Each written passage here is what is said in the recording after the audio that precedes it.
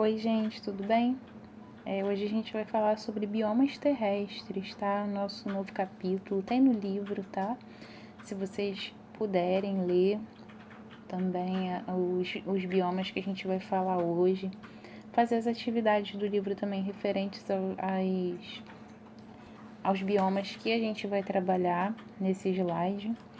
Vai ser bem bacana, tá bom? Então vamos falar um pouquinho sobre 3 biomas hoje, tá? Eu separei 3, são 7, mas semana que vem a gente fala dos outros para não ficar muito grande o slide, tá? Nem muito conteúdo para uma aula só, porque até em aula, né, presencial lá na nossa sala de aula, eu não ia falar sobre todos num dia só com vocês, porque é importante a gente trabalhar devagarzinho, né, com bastante detalhe.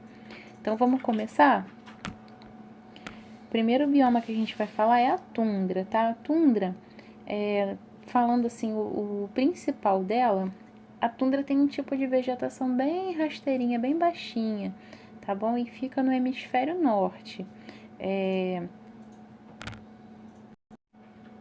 Ela é predominante no extremo norte do Canadá, no Alasca, na Rússia, Noruega e na Groenlândia, que é uma ilha, tá bom? Então, geralmente aí só pelos nomes que eu dei dos países, a gente já tem uma noção que é um lugar bem frio, né? Um bioma bem frio. Lendo para vocês aqui, é considerado o bioma mais seco e frio que existe no mundo. As temperaturas são muito baixas e não há uma elevada insolação, ou seja, não tem um sol muito forte, né? As chuvas também são fenômenos raros nestas regiões, ou seja, chove pouquinho. Os dias lá na tundra são de longa duração e as temperaturas, né, como eu já falei, são bem baixinhas. Durante alguns meses, o solo ele descongela. Eu vou explicar isso para vocês já já. Então, a gente vai ter uma vegetação surgindo, né, de musgos, que são plantas baixinhas, líquens. Vamos pro próximo. Vou falar para vocês sobre esse solo que descongela, né? O permafrost. O que é isso? Essas imagens aí dá pra gente ter uma noção, né? Que é um solo congelado, né? O permafrost é um solo típico da região de tundra, que é praticamente todo congelado, tá? Ele fica embaixo da superfície, fica no subsolo. Ele vai impedir que as plantas de grande porte cresçam, né? Porque as raízes elas não conseguem penetrar profundamente no solo. Então os animais eles têm que sobreviver com o que cresce durante o verão, com o vegetal que cresce, né, as plantinhas que vão crescer durante o verão, ou eles precisam migrar para outras regiões. No inverno mais intenso, mais forte, muitos animais eles entram em hibernação e no verão eles se alimentam bastante para poder criar uma camada de gordura corporal para manter eles vivos durante a hibernação. Existem 2 tipos de tundra, tá? Tundra ártica e alpina. A única diferença entre as duas é a temperatura, que a ártica tem uma temperatura bem mais baixa do que a tundra alpina.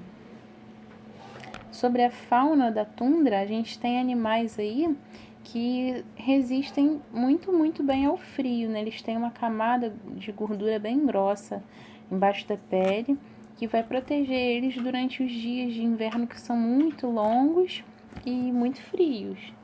Fora a camada de pelo também que eles têm uma camada de pelo bem grossa, que vai proteger eles dos ventos cortantes, né? Cortantes porque são muito frios. Na tundra, a gente não tem uma taxa de ocupação humana, ou seja, não tem muita gente que mora nesse bioma, né? Devido às condições climáticas que são, né, inabitáveis praticamente.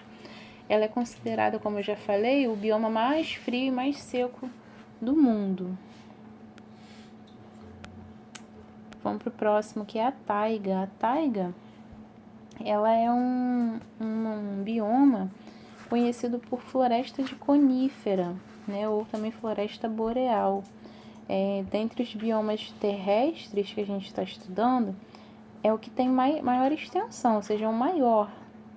Embora ela seja vasta, a biodiversidade não é tão expressiva. Vamos entender isso aí, tá? A taiga, ela pode ser encontrada nas regiões da América do Norte, da Europa e também na Ásia, tá? Não esquece disso. O clima lá é um continental mais polar, mais frio, com temperatura bem baixa. O verão é curto, o inverno é longo e as chuvas são intensas, ou seja, acontece sempre, mas em forma de neve. Uma curiosidade sobre a vegetação da taiga, né? Eu falei que é conhecida como floresta das coníferas. Coníferas são essas árvores em formas de cone, tipo pinheirinho de Natal. Então, a vegetação da taiga, ela é influenciada pelo clima, que é bem homogêneo, né? Tem árvores com um tronco bem grosso e reto, e copa, né, as folhinhas em forma de cone. As principais espécies de vegetais que a gente tem aí na taiga são o pinheiro e o cipreste, tá? Uma curiosidade é que as folhinhas dessas árvores, elas são aciculifoliadas, ou seja, elas têm forma de agulha, não são folhas largas. Por quê? Porque essa característica ela acontece para evitar o acúmulo de neve na folha e não fazer com que as folhas caiam antes do tempo, né? Então, muito interessante isso. Uma imagem aí da taiga para vocês. Olha a presença das coníferas, né? Da floresta de cones. Sobre a fauna, a gente pode dizer que ela tem uma diversidade pouca, né? Não tem muitos animais na fauna da taiga. A gente tem animais aí como lebre, linces, alces, esquilos, raposas, renas, muitos insetos. Algumas dessas espécies, né, principalmente as aves, elas migram para outras regiões durante o inverno em busca de lugares com uma temperatura mais elevada. Em relação, vou voltar aqui na imagem para vocês só para falar sobre uma coisa importante. É a exploração das árvores, né? Como eu falei, é um bioma muito grande, muito extenso. Então, a exploração das árvores para atividade econômica, como produção de papel, né? Tem reduzido o bioma de forma muito, muito grande. No Canadá, por exemplo, a utilização dessas árvores coníferas da taiga, como matéria-prima da fabricação de papel, é uma atividade que tem uma importância econômica muito grande para o país. Muitas árvores, né, muita matéria-prima do Canadá é exportada e é utilizada para fazer papel jornal, que é comercializado no mundo todo. Mas infelizmente não se tem um controle, né? Então o bioma tem reduzido aí de uma forma bem drástica. Nosso último bioma de hoje é a floresta temperada. A floresta temperada ela é chamada também de floresta decídua temperada ou de caducifólia, porque as folhas elas caem no final do outono, então elas vão ter aquele aspecto amarronzado, alaranjado, né? As folhas amareladas. O que eu botei aqui para vocês é que as florestas temperadas são típicas de região de clima temperado. As estações são bem definidas, ou seja, o inverno é frio, a primavera é chuvosa, o verão é quente e o outono é ameno, né? Certinho.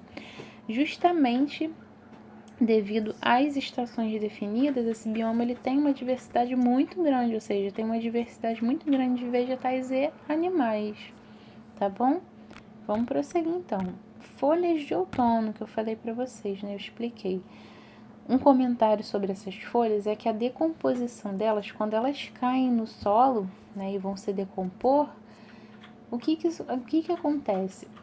Esse cair das folhas vai garantir a riqueza de nutrientes do solo, né? O solo ele vai ter uma coloração mais escurinha por conta da decomposição desse montão de folhas que vão cair, certo? Então vai ser um solo muito nutrido, um solo que é muito procurado por agricultores. Entre os exemplos aí das árvores das florestas temperadas são os bordos, que é utilizado no açúcar de bordo, os carvalhos, castanheiros, faias e olmos, tá? Mas mais conhecido mesmo, gente, são os carvalhos, os castanheiros e os pinheiros também. Em relação da fauna, né, como eu já falei, como tem as estações bem definidinhas, a gente tem bastante espécies diferentes, né, inúmeras espécies bem diferentes umas das outras. Nesse bioma a gente encontra javali, gato bravos, linces, que está aí na imagem, lobos, raposas, árvores, o panda vermelho, que está aqui, tá, gente, na imagem, ele comendo a folhinha, e um esquilo também. Curiosidade sobre as florestas temperadas é que elas são de grande importância, né, pra gente, porque as árvores são utilizadas na produção de casas, navios, móveis, papéis. Além disso, o solo é utilizado para agricultura, pelo motivo que eu expliquei para vocês, né? São solos muito nutridos por conta da decomposição das folhas que caem durante o outono. Nozes, maçãs, cogumelos, açúcar de bordo são os diferentes alimentos da floresta temperada. Então, a gente também tem aí uma grande quantidade, né, de alimentos diferentes, super diferentes, que são retirados desse tipo de floresta. E segundo a WWF de Portugal, né, os ecossistemas das florestas temperadas só perdem em biodiversidade animal e vegetal para a floresta amazônica. Né? Tem muitas espécies diferentes. Como eu falei, é um bioma muito grande.